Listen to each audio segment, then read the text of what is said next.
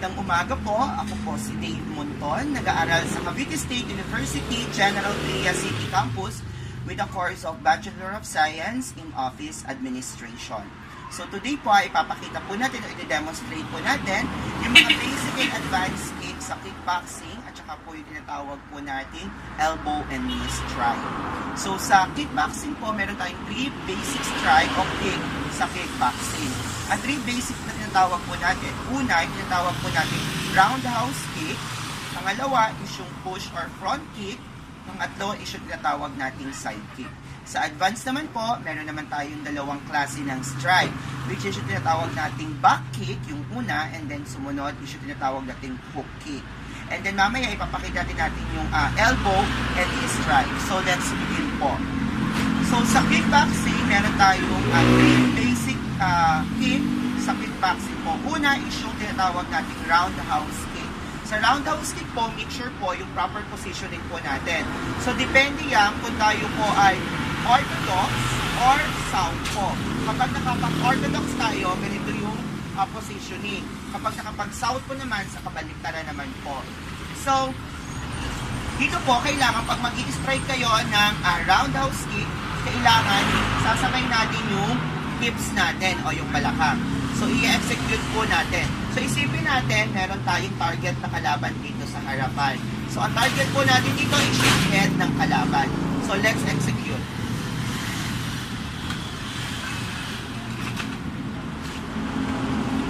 So, yun po yung tinatawag na roundhouse kick po. Ulitin po natin. So, pang-orthodox po yung positioning natin and then, i-strike po tayo. Okay po. And then sumunod, yung tinatawag nating push or front kick. Sa push or front kick naman po, ang kailangan po natin gawin dito is parang tinutulak natin yung kalaban. At ini-extend po natin ang ating mga binti. Example po, ganito po siya. So nakapang-orthodox po tayo, ipupush o itutulak lang natin yung kalaban natin sa harapan. So ganyan po. And then sasabay ulit yung hips. So i-execute po natin.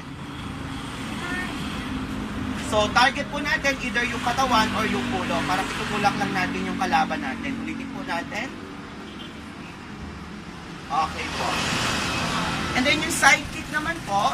So, nakapang side lang tayo na posisyon and then i-strike lang tayo sa gilid po natin. Ganito naman po yung side kick. Ulitin po natin. And then, punta naman po tayo sa advanced kick sa kickboxing naman po. So, una, yung tawag nating back kick. So, magtutwist po o tatalikod tayo, tapos tingin sa likod, tapos sisipa po tayo. So, ganito po siya. Yan po. So, tingin tayo sa kalaban. And then, sipa po. So, ganun lang po. Ulit po natin.